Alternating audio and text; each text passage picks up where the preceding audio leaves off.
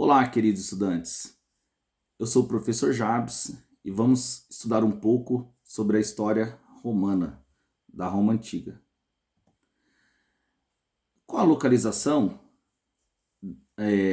da Roma Antiga? Roma Antiga ficava na Península Itálica, próximo dos vales do rio Tibre, Arno e Pó, e também dos Alpes Apeninos. Portanto, para compor um dos maiores impérios da antiguidade, ocorrerá uma ampliação de territórios, o que causará um intenso dinamismo de suas fronteiras. Essa expansão territorial, ela se dá nas ilhas de Sardenha, da Córcega e da Sicília, na Europa Ocidental, no norte da África e também no Oriente Médio. A Península Itálica é o berço da civilização romana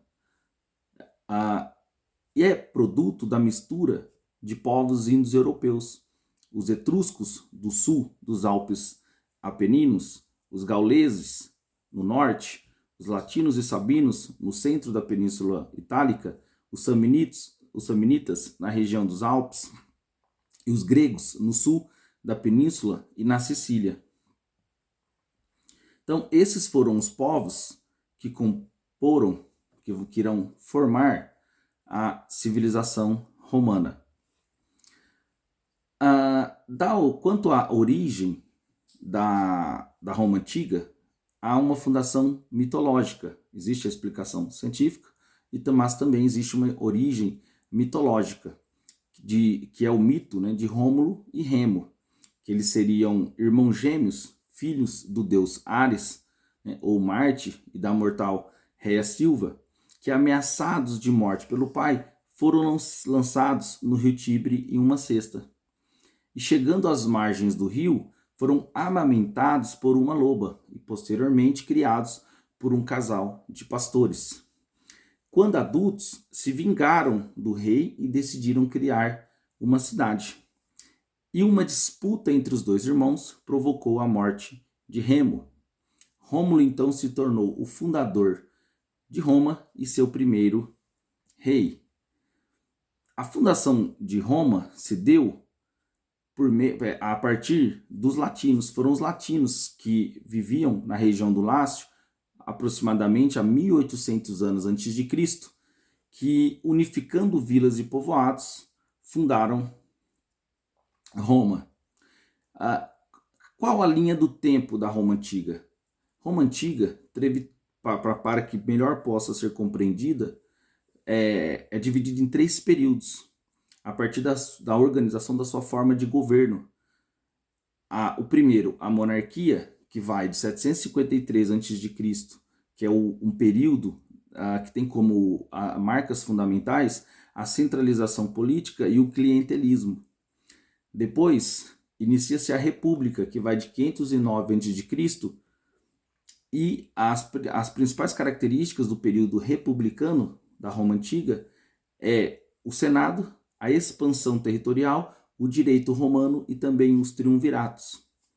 E por fim, o último período da Roma Antiga, do Império Romano do Ocidente, será o Império, que vai de 1 a.C. até 5 depois de Cristo, que é composto pelo Alto Império, tem como uma das suas características importantes o cristianismo, e já no Baixo Império, os bárbaros e o legado romano. Na monarquia, que vai de 753 a.C. a 509 a.C., esse período de intensa centralização política, a sociedade romana estava estruturada em genos ou gentes, que eram comunidades familiares ligadas entre si por parentesco. O pater, que era um ancestral em comum, descendentes, que os seus descendentes serão, né, os patrícios. A sociedade romana, como que ela estava organizada socialmente? Tinha os patrícios, que eram os grandes e médios proprietários de terras, que estavam no topo da pirâmide social e detinham o poder político. Depois, existiam, né, os clientes, que eram ex-escravos ou filhos deles, eram homens livres, dependiam dos patrícios que lhes davam terras em troca de proteção e serviços. A outra classe social eram os plebeus, que eram povos vencidos em guerras ou estrangeiros. Eles estavam excluídos da política e trabalhavam no campo e com o artesanato. E por fim, os escravos, que eram pouco numerosos nesse período, né? Estamos falando aqui do período monárquico, e a principal causa era a escravidão por dívidas. Então, na pirâmide social, quem governava eram os patrícios, depois vinham-se os clientes e os plebeus, os clientes que eram os dependentes e agregados, os plebeus que a princípio não tinham direitos, que eram lavradores, comerciantes, artesãos, compunham a massa do exército na sua maioria. Então, esses dois estratos social, que eram os clientes e o plebeu, compunham a maioria da população romana. E, por fim, os escravos, por guerra ou por dívidas, que era a base da atividade produtiva, considerados instrumento de trabalho, ou seja, não tinham nenhum direitos. Uma das características mais importantes da sociedade romana no período monárquico foi o clientelismo, né?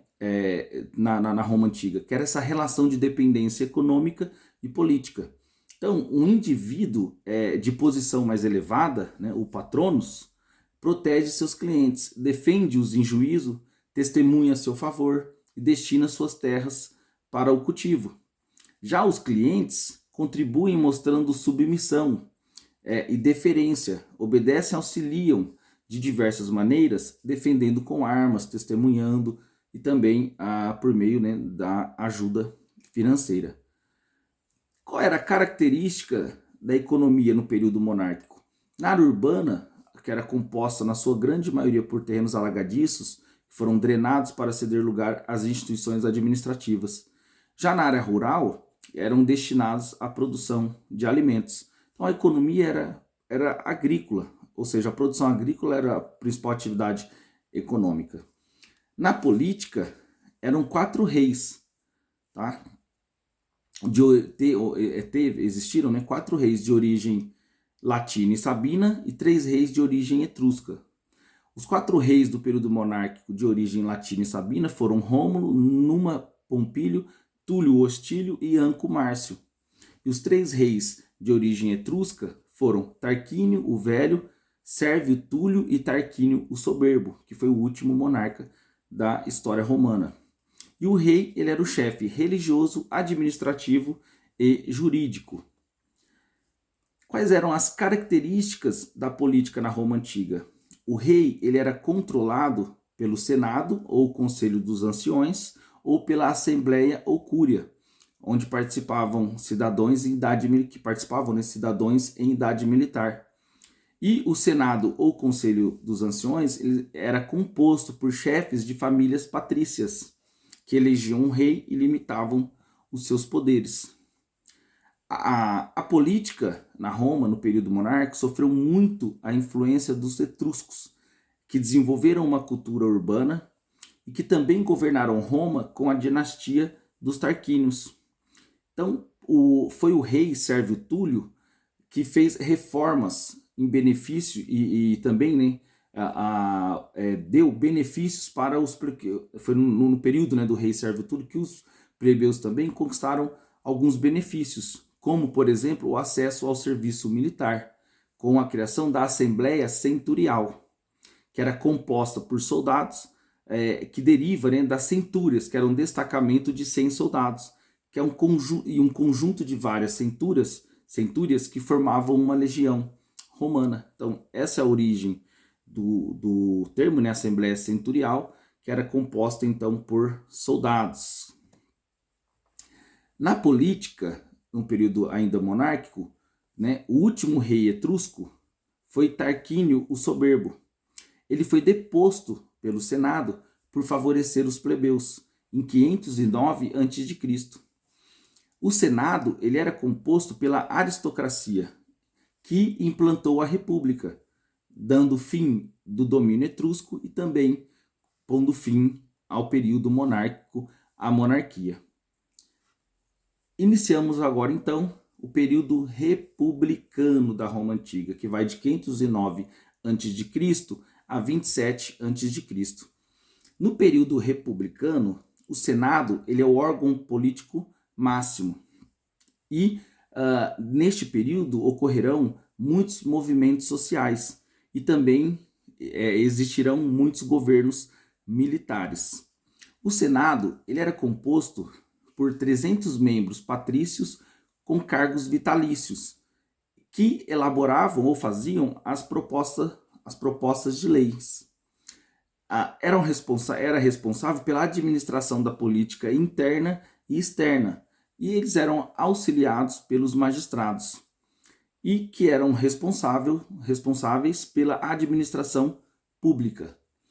Quais eram os magistrados e as suas funções? Então, haviam diversos tipos de magistrados: os cônsules, os pretores, os censores, os edis e os questores.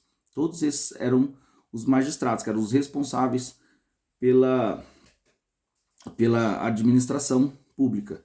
Os cônsules, eles eram 2, presidiam o Senado e a Assembleia, propunham leis, mandatos de 1 ano, e eles eram eleitos pela Assembleia Centurial.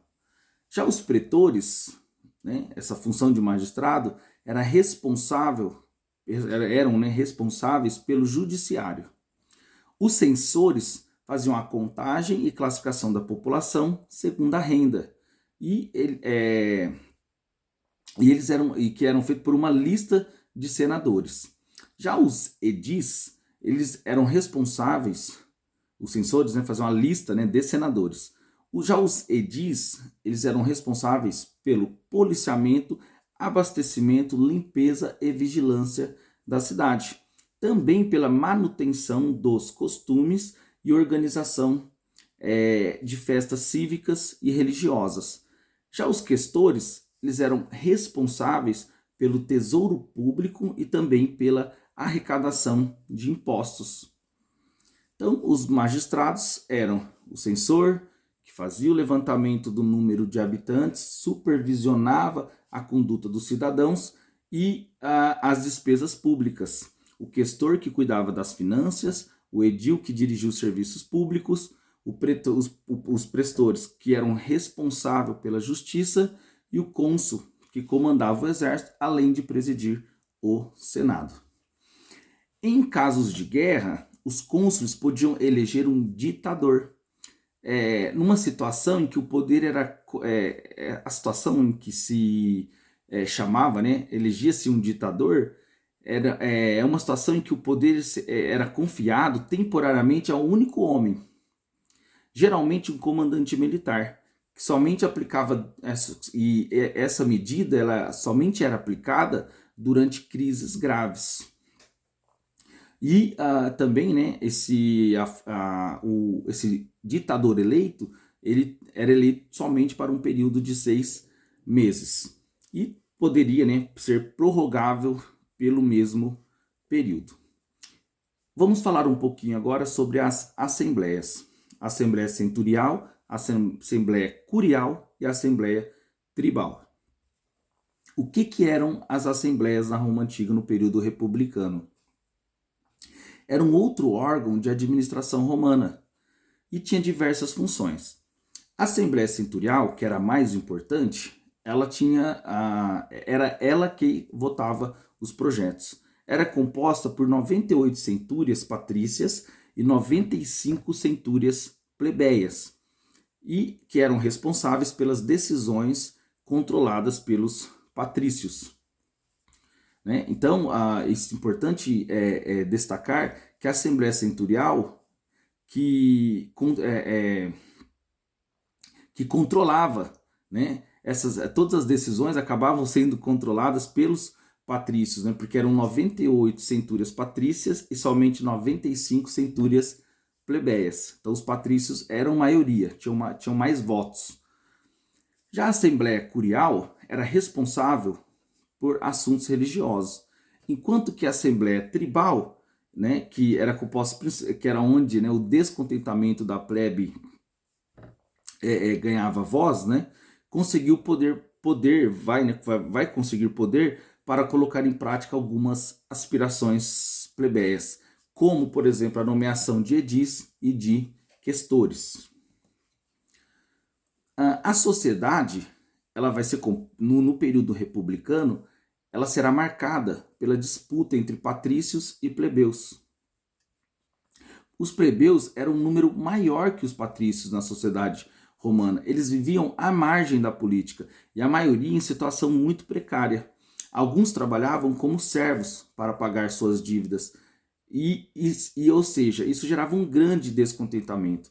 Então foi uma das primeiras lutas de classes da história, as lutas, né, entre os patrícios e os plebeus, em busca, né, de novos direitos, ou pela exigência de direitos. No período republicano, né, então, além das lutas entre os patrícios e plebeus, será um período de grande expansão territorial. Então, a partir do núcleo inicial de Roma, né, que era uma cidade-estado, ocorre uma expansão em busca de recursos para a sobrevivência. E a primeira conquista será a Península Itálica, no século V e II a.C. Então, essa expansão irá transformar Roma de uma pequena aldeia em um grande império, numa grande potência econômica e militar. Essa expansão ampliará as fronteiras de Roma no período republicano, e os inimigos serão escravizados.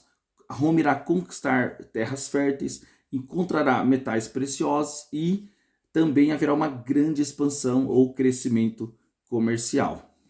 Então, o período de grande expansão territorial de Roma se deu no período republicano. Ainda quando nós falamos sobre a expansão territorial, temos que ressaltar que abrangeu toda a Península Itálica, Cartago, a Península Ibérica, a Grécia, Constantinopla e também parte da Ásia Menor. Cartago, que será conquistada pelos romanos, tinha 300 mil habitantes e era detentora de colônias estrategicamente posicionadas. Dominava o comércio mediterrâneo desde o fim da hegemonia grega. E essa rivalidade entre Roma e Cartago irá gerar as guerras púnicas, que serão as guerras entre Roma e Cartago. Serão 3 guerras no total. Os romanos chamavam os cartagineses de poini, ou seja, púnicos, por isso que guerras púnicas. A primeira guerra púnica será de 264 a.C. a 241 a.C. Os romanos serão vencedores. Eles irão dominar as ilhas de Sicília, Córcega e Sardenha. Já na Segunda Guerra Púnica, de 218 a.C. a 201 a.C., né, e qual foi o estopim da Segunda Guerra Púnica? O insucesso de negociações sobre a área de influência das minas de prata. E aí ocorrerá um ataque cartaginês, que gerará, né, que os cartagineses irão conquistar neste ataque grande parte do sul da Península Itálica. Os romanos seguraram os reforços de Cartago vindo do mar e contra-atacaram retomando seus territórios e fizeram o exército cartaginês recuar. Já na Terceira Guerra Púnica, que vai de 149 a 146 a.C., Roma fará a destruição total de Cartago, conquistando a hegemonia do mar Mediterrâneo, os romanos. Ou seja, o mar nostrum, né? Ou seja, que é uma expressão romana, o mar é nosso. E aí passou a ser cunhadas, também neste período, passou a ser cunhada nas moedas da época essa frase, tá? Mar nostrum, né? O mar é nosso. Símbolo máximo aí da expansão romana. Então, as guerras púnicas entre Roma e Cartago. Lembrando que Cartago foi uma colônia, foi uma colônia fundada por fenícios, que conquistavam todo o sul da Península Ibérica e o norte da África. A expansão romana teve algumas consequências. A consolidação do sistema escravista, né, que acabou gerando um aumento da escravidão, o crescimento de grupos privilegiados, patrícios e alguns plebeus que fizeram fortuna. Os nobres, na mão dos nobres, ocorrerá uma concentração de latifúndios, o empobrecimento dos plebeus, que produzirá, né, um intenso processo de migração para as cidades. Os pequenos proprietários eles não conseguiram competir com a produção dos latifúndios, foram ficando ainda mais pobres e tiveram, né, que migrar para as cidades. As riquezas conquistadas nas guerras levadas a Roma também foi uma consequência da expansão romana como um todo, e surgiu uma classe nobre que viverá uma vida de muito luxo e muita extravagância. E também, como uma consequência, né, da expansão romana, que novos valores surgiram na sociedade romana. Isso produzirá movimentos sociais. No início da República, né, muito similar à monarquia, em que era composta por patrícios e plebeus, a grande massa plebeia foi fundamental para o funcionamento da República, por prestar serviços e também por compor o exército romano. Mas depois os plebeus serão marginalizados e descontentes farão uma rebelião em 494 a.C., quando abandonaram a cidade, deixando Roma em caos.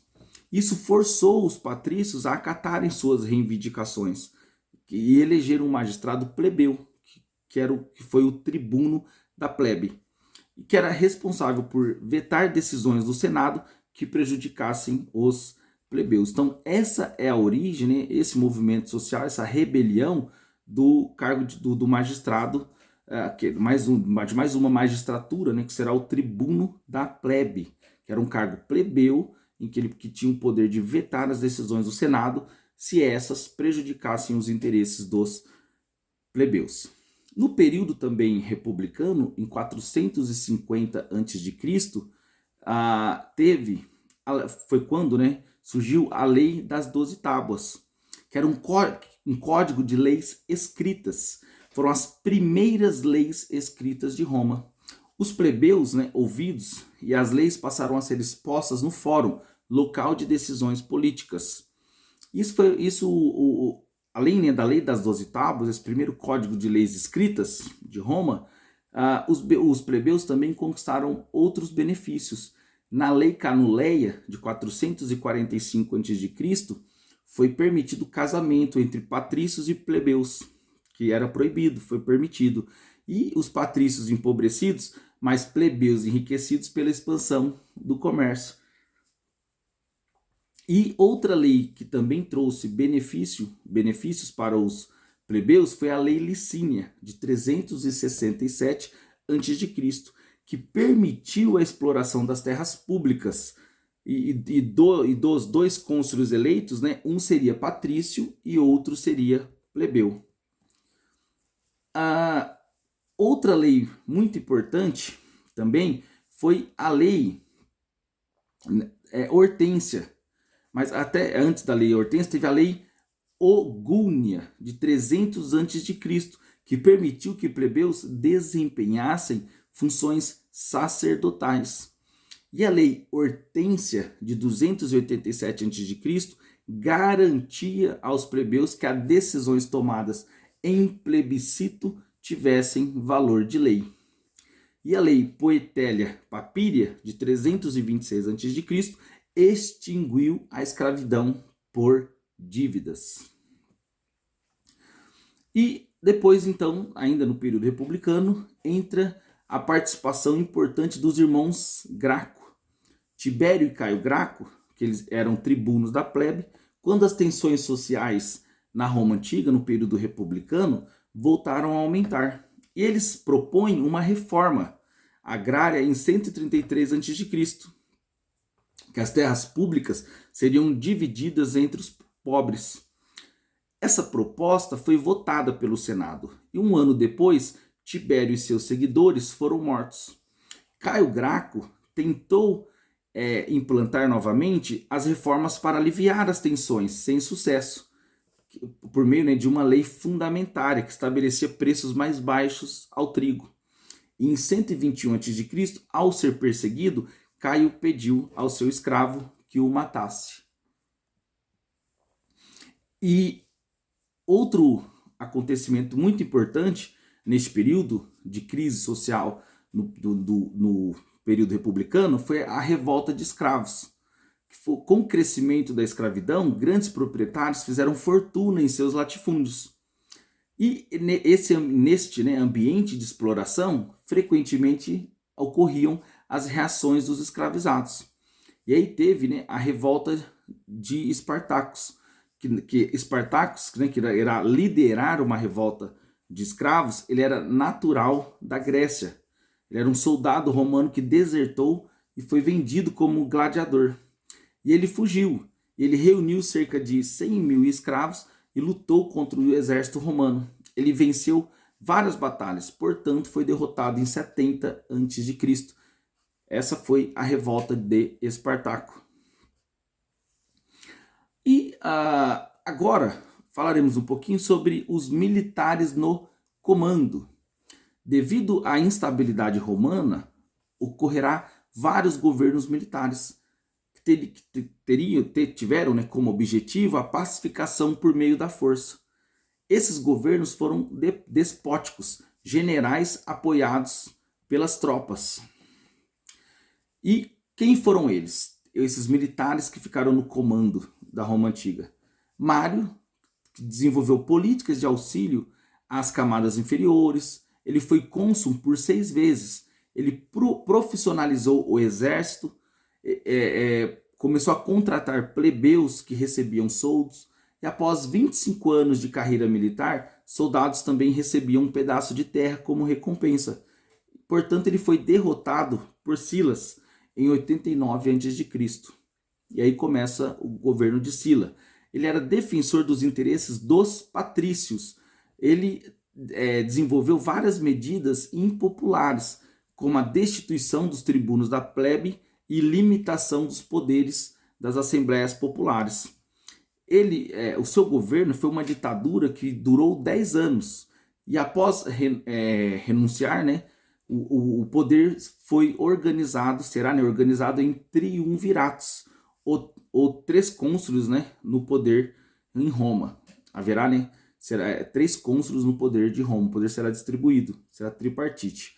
O primeiro triunvirato, em 60 a.C., tinha como objetivo solucionar os problemas da república.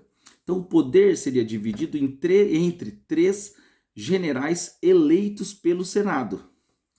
Crasso, terras na parte oriental do mar Mediterrâneo. O Pompeu ficará com a Espanha e Júlio César ficará com a Gália. Então o primeiro triunvirato entre Crasso, Pompeu e Júlio César.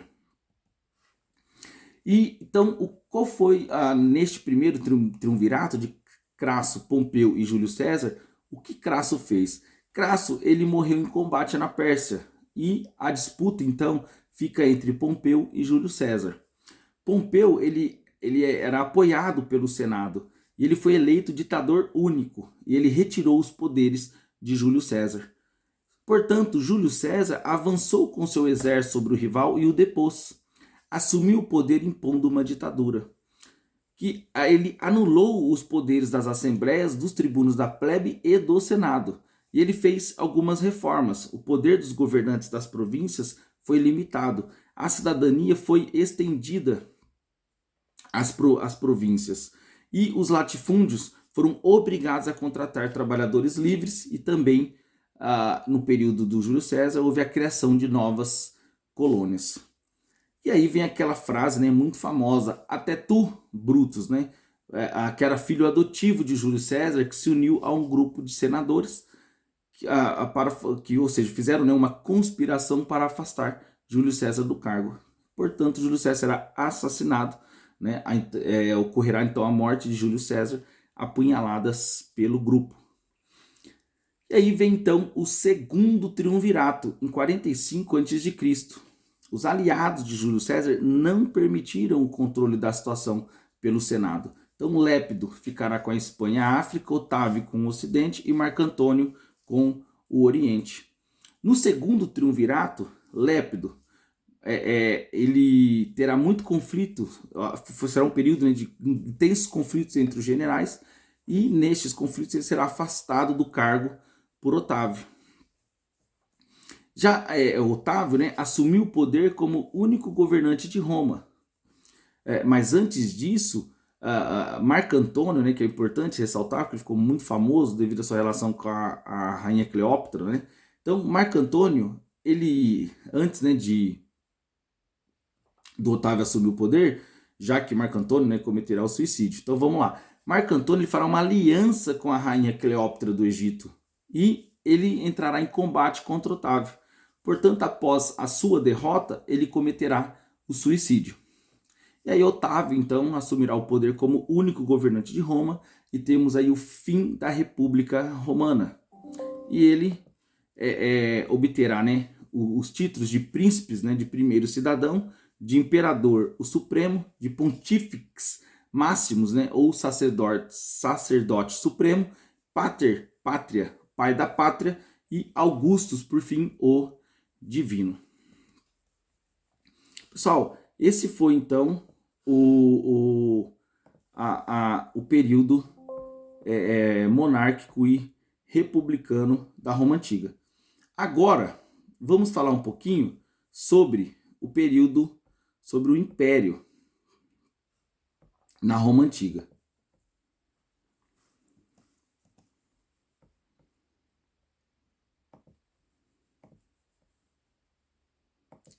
O período, o Império, ele vai, teremos, né, no período na Roma Antiga do Império, o Alto e Baixo Império.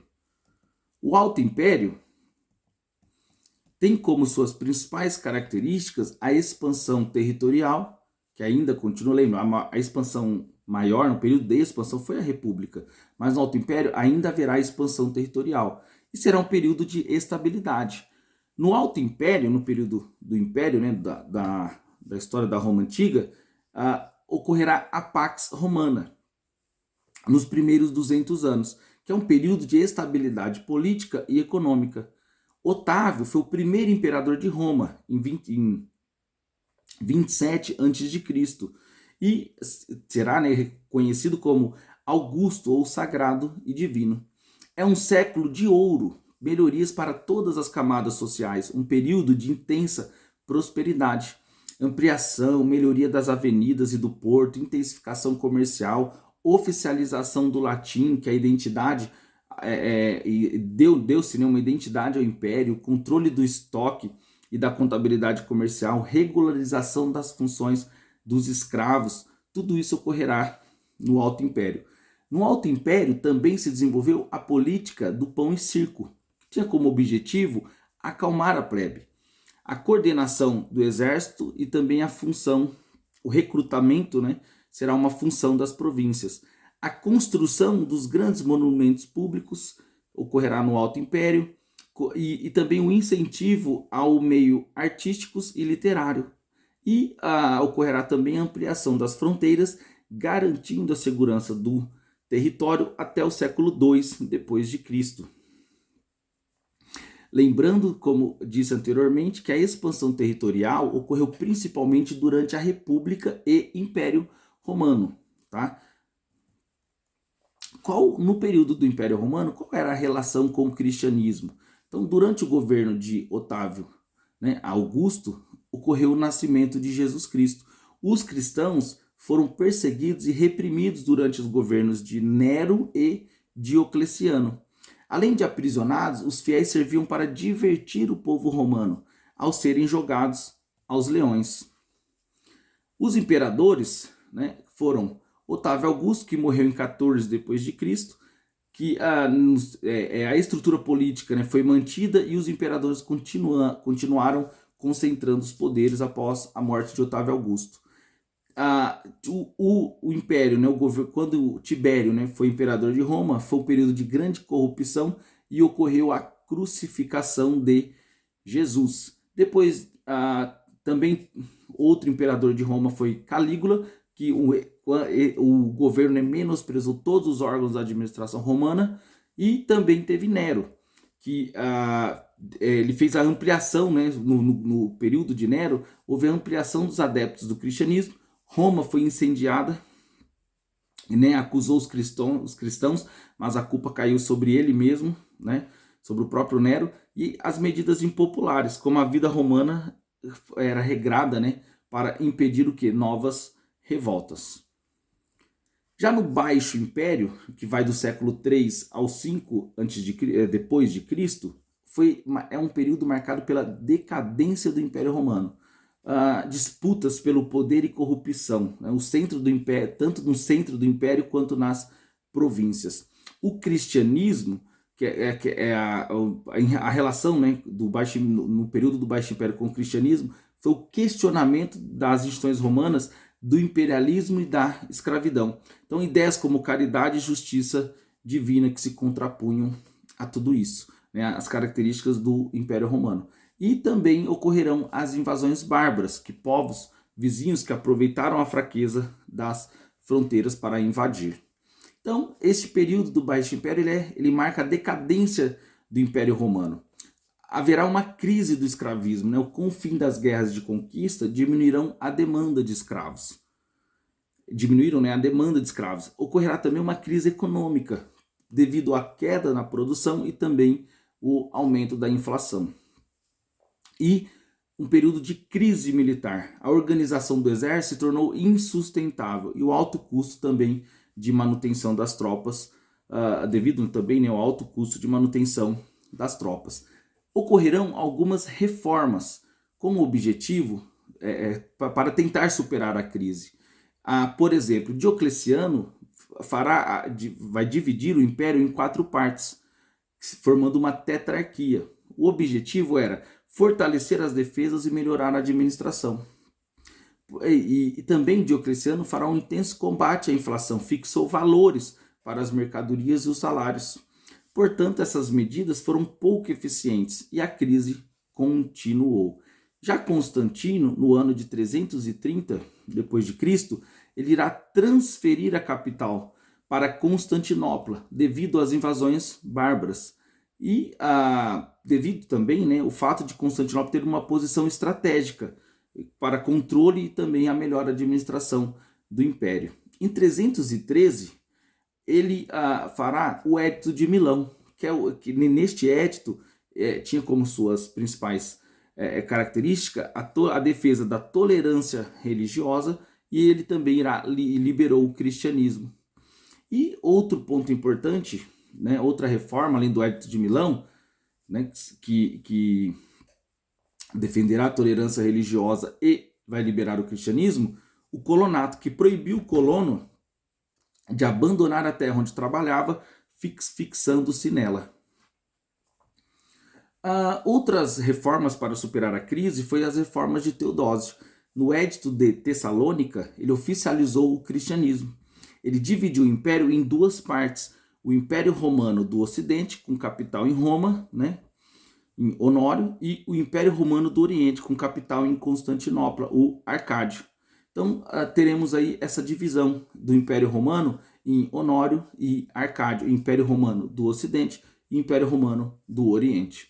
Outro ponto importante que Teodósio fará será as hordas, que eram povos provenientes das fronteiras, que passaram a ser chamados de bárbaros, ou seja, as hordas eram um bando, né, indisciplinado, um grupo malfeitor. Assim elas serão conhecidas, os bárbaros, né, ou esses povos provenientes das fronteiras que eram indisciplinados, né, ficaram conhecidos como malfeitores. E essas hordas invadiram e tomaram Roma em 476 d.C., derrubando o último imperador da parte ocidental, Rômulo Augusto. Quem eram os bárbaros que tomaram Roma, né? Essas hordas de bárbaros que tomaram Roma? Primeiro, né? Bárbaro é um termo grego que discriminava os não gregos, ou seja, não civilizados. Roma eram os povos que habitavam suas fronteiras. As fronteiras de Roma eram habitadas pelos germânicos e, impulsionados também pela riqueza ou pelo frio do norte da Europa, invadiram Roma. Qual foi o legado cultural da Roma Antiga. Na política, a República, né, a coisa pública, o Senado, que é o mais alto conselho do Estado, que são, né, instituições políticas presentes na maioria dos países ocidentais até hoje.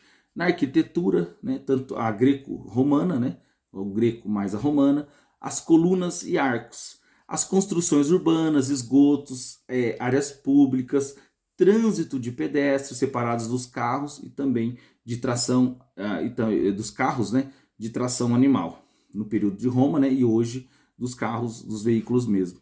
A literatura mais o latim, obras como, né, de Tito Livio, narradas por Virgílio, Ovídio e Cícero, no latim a língua oficial de 4 línguas neolatinas, que é o italiano, francês, espanhol e português. O direito romano, a organização legislativa, foi copiada por diversas nações. O direito civil, o direito natural, o direito das gentes.